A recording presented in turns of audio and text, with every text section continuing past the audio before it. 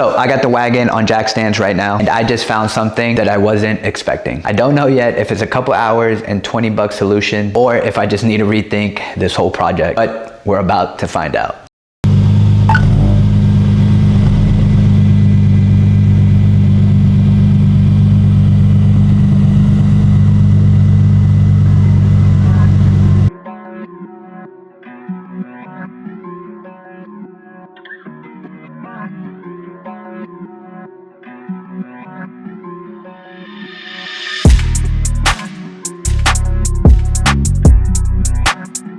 Let's do a quick little shake test.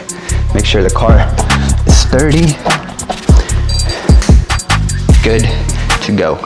If you guys missed the last video, go watch it. The link will be up here somewhere. Long story short, I bought this right-hand drive 1999 Honda Accord wagon. It came straight from Japan and it has the Modulo trim. It's one of the rarest Honda wagons you'll find in the US. And I bought it without even putting it on a lift. Now, I did my homework. I saw some photos. The seller was reliable and legit, but photos do not show you what 27 years of life does to the underside of the car. So today we're gonna do a full inspection. We're gonna be using floor jacks, jack stands, flashlight, and an honest whiteboard. Everything we find, good or bad, is gonna go up on the whiteboard. Green means it passed, red means it needs work. By the end of the video, we'll know exactly what we bought. Let's get right into it. But before we get under this thing, let's talk about jack safety, because I know some of you guys are gonna do this on your own at home. A floor jack is what lifts the car up. Jack stands hold the car, and these two are not interchangeable. If you're under the car supported only by the floor jack, you're one hydraulic leak away from a very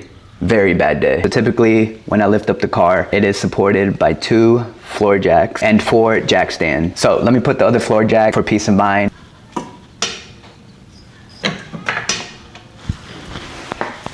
So now we're just gonna wanna do a shake test and then we're good to go.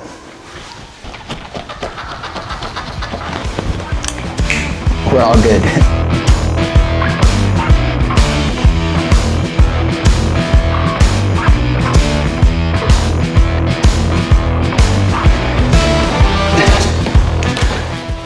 So the first thing I'm gonna wanna check is for rust.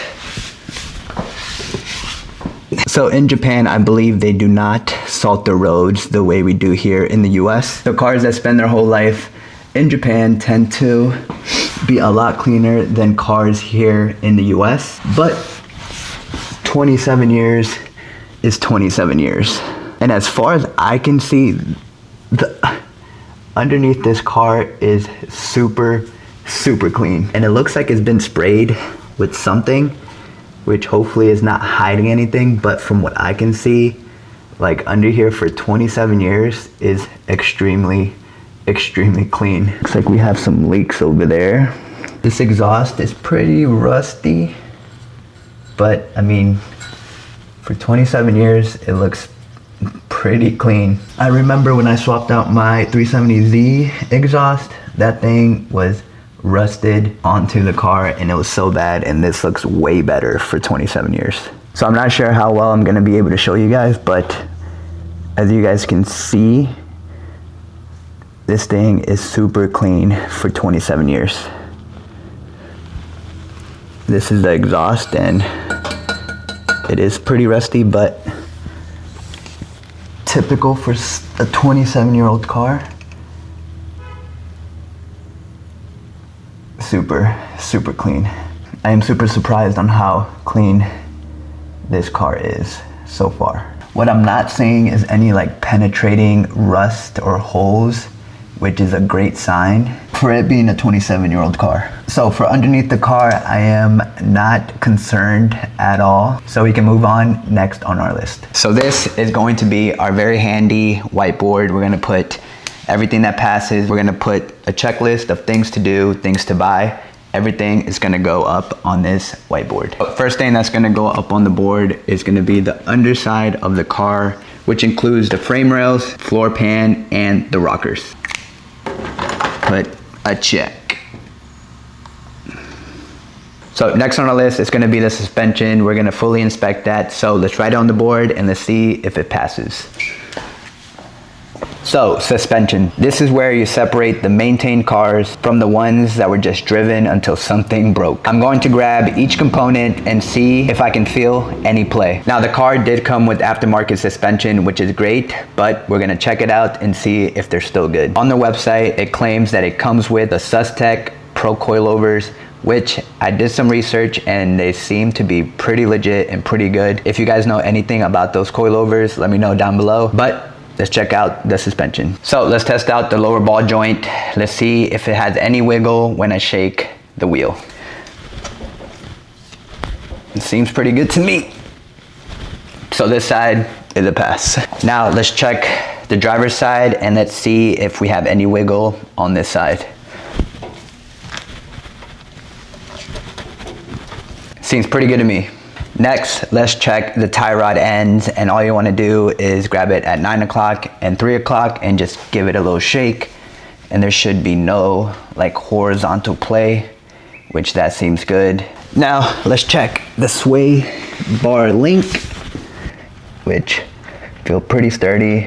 Let me check out the other ones and see if those are good to go too. So here's the driver's side sway bar link, and seems good, no wiggle room, and this one is good to go as well. Now let's check out the rear sway bar links.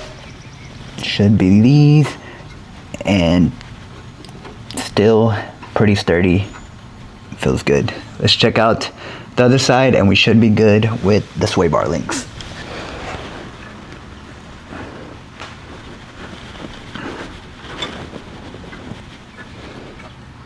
Now let's check out the control arm bushings. Now the bushings should feel firm. If they have any cracks or they're completely disintegrated, the car vegs out around corners. So let's check it out and make sure those are all good to go. Now let's check out. It feels pretty firm. I can see a slight crack down here, but for the most part, let me go on the other side. But for the most part, these look fine. They might need to be changed soon. Might have to add that on the list, so we'll keep that in mind. Now let me check out the other side and I'll come back and let you guys know how it goes. So the lower control arm bushings checked out. They might need to be changed soon, but I am not too worried about it. They look good, they felt firm, and they're not cracking as much as I thought they would for it being a 27-year-old car. While we're here, I do gotta mention that we do need new tires. As you guys can see, there is a little dry rot on these tires, and from the dot on the tire right here, it says 2312, so it's the 23rd week of the year and the year. So these were made in 2012. So these tires were made 14 years ago. They don't look bad, but they could be better. And just for the safety, I will be replacing these because these are 14 years old. And from what I know, you shouldn't be running tires that are over 10 years, I believe. Don't quote me on that, but for my sake, I will be replacing these very soon. It's probably gonna be one of the first things I do to this car. Also, while we're here, let me show you the suspension. As you can see, they look pretty clean. They do need to be cleaned a little bit, but besides that, they are very clean coilovers. I don't know how old they are or when they were installed, but as you guys can see, maybe right there, the SusTech Pro coilovers, which look pretty sick, and looks like we can lower it a tad bit more to fill in that wheel gap. Now we'll be putting spacers on the Wagon to push out the wheels and make it flush to the fenders, which I think will look pretty sick because these are the Rays versus Campeonato SS7, which stands for the 7 spokes.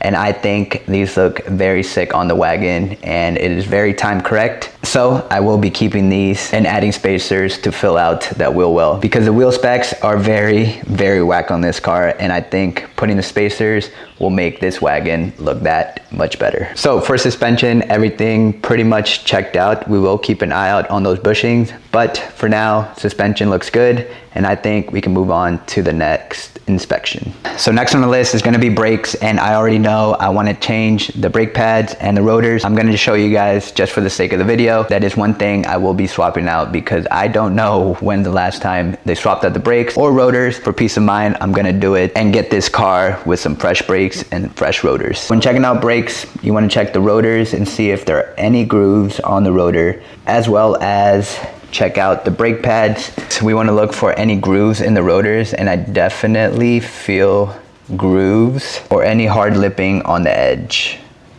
I don't feel any lipping, but I do feel grooves on the rotor.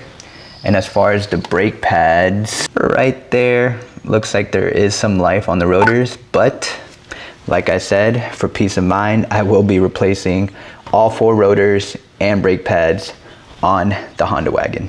So for now, we're gonna mark the brakes as red because I already know I wanna swap these out, and it's just something I want to do for peace of mind. Now let's check for any oil leaks. Every old Honda leaks somewhere, and I'm not even being dramatic. It's just the reality of old rubber gaskets that are pushing 30 years old. The question isn't, is it leaking? It's how bad and from where. So let's get under the car and check out the oil pan to start. So let's get under here. And from earlier, from what I can see, this, I'm pretty sure is the oil pan. And as you can see, it does look wet. So that is not a good sign. Get under here. So as you guys can see, it is pretty shiny down here. It looks pretty wet. There is some type of leak down here. I'm not sure where it's coming from, but it's definitely coming from, I believe this is the oil pan. Oh, I see a leak right here next to this. Pretty sure that's the timing belt. See if I can get it.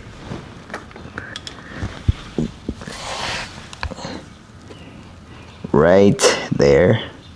I see an oil leak, so I don't know where that's coming from, but I'm gonna have to try to figure it out right there. Like I was saying, every Honda has a leak somewhere. The oil filter up there looks pretty new. It's not dirty at all, which is a good sign. But besides that leak right there and the oil pan, it does look like it needs a new gasket. Now let's take a look at the trans pan, and from what it looks like, there is some wet residue right here. It's not very concerning, but it's definitely something I will keep an eye out. While we're down here checking the transmission pan, let's check the rear main seal, which is located right here, and there's no leaks, no residue. So that is a good sign because that is a weak point where you see a lot of leaking. So for that is good and good to go. And since the car has been lifted, there is no leaks that I can see on the ground, which is also a good sign. So for the engine leaks, the oil pan and the trans pan, I will keep an eye out on that. I think I will be replacing the oil pan gasket and the oil pan, so we'll keep an eye on that, but an oil change is a must, and as well as a transmission fluid change. Now, on to exhaust. While I was under there, everything looked good. I was looking for any rot on the pipes, cracks at the manifold flange, and any rust through in the muffler. JDM cars tend to do well compared to US cars from the same era. But let's see, take a look, and I will double check everything I just mentioned. So as you can see, the exhaust looks pretty solid. There's no rot like on the exhaust. There's no holes or anything. There is some surface rust, but that is pretty normal. And let's go back there, check out the muffler and see how that looks. So taking a look at the muffler, it looks pretty solid, pretty clean. Again, some surface rust, which is normal. No holes, pipes look pretty solid, but as far as I can see, the exhaust is pretty clean and pretty good. Also for the Wagon, I don't want it super loud. I think a nice tone will be nice, which this muffler does that. It's like a sport muffler from what I can see. Yeah, so from what I can see, this is a sport muffler. I'm not sure if this came from factory, but it sounds pretty good. Not sure if I'm gonna switch it up or make it louder, but I just want a nice tone to the exhaust and nothing super loud and super crazy. So for exhaust, we're gonna mark that green, and it should be good to go for now. All right, now on to the engine bay. This is where a previous owner's honesty or lack of it shows up. I'm going to go through everything, but I do plan on changing all the fluids in this car very soon. So first, let's check out the coolant. Looks like it's green, which should be blue. But regardless, we're gonna change out the coolant and we're gonna switch it out to Honda 2, which is blue. Not sure if you guys are gonna be able to tell, but for the coolant, it does say max, and I'm pretty sure the fluid is green. Hard to tell on camera, but as far as the coolant, I mean, it's gonna get flushed anyways, so good. Now let's check the engine oil. So again, regardless, we are going to do an oil change. That's one of the first things I will be doing to this car. But let's check out the levels. Check out if the engine oil looks clean. Looks pretty clean. Looks like the levels are where they should be. So that is a good sign. But regardless, we're gonna swap that out. Now let's check out the ATF, which is the automatic transmission fluid. Again, I will be swapping out the ATF. I already got it, but for the sake, let's check it out and see how the fluid looks. It should be like a pinkish red, so let's take a look. Now the dipstick is pretty accessible, so that is good. Not sure if that looks pink. It looks kind of yellow, kind of brownish. Doesn't look pink, I don't think. Yeah, I'm not sure, I can't tell, but either way, we are swapping out the ATF in the wagon. Now let's check out the coolant hose and make sure they are firm and not crumbly or rock solid. Let's check out the coolant hose. Pretty firm, these feel good.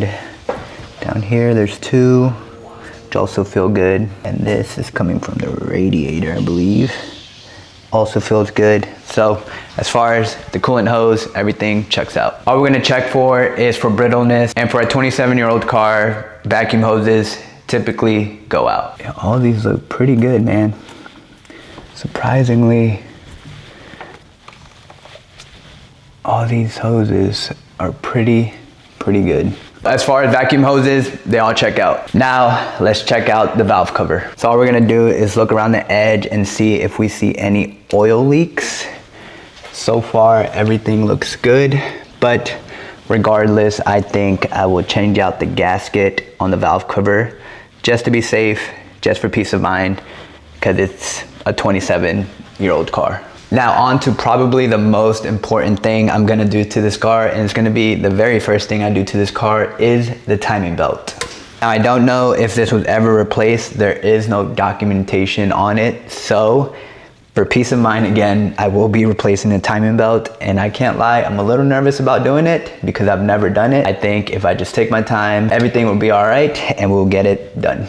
So for timing belt, we are gonna replace it, but it looks good, looks tight, nothing looks very loose, which is a good sign, but again, we're gonna replace it. Now on to the final thing in the engine bay, and that is the battery. I'm gonna try to find a sticker and a date to see when this battery was made or replaced, but I doubt it's gonna have any.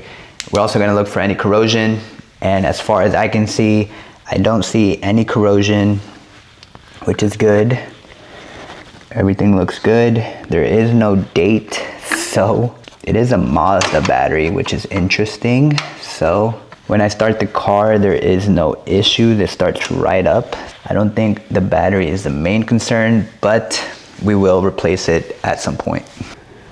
All right, let's talk about what we got here. For green, we got 1, 2, 3. Honestly, that was more than I expected, especially for the underside, because it ended up being super clean, as well as the suspension parts all checked out, and the exhaust was pretty good. And now for red, we got 1, 2, 3, 4, 5, 6, 7, 8, 9. Now here is what I want to be real about. A lot of these red items I already knew were gonna get done before I even put this car on jack stands. The timing belt, all the fluids, the valve cover gasket. That's just what you do with a 27-year-old car with unknown service history. So I'm not surprised by the red marks. Also, I don't know if I mentioned, but this car does have 98,000 miles, which is still pretty low for a 27-year-old car. So that averages about 3,000 miles a year, which is insane. But a lot of these items are due at 100,000 miles, and it being a 27-year-old car and I have no service history, a lot of these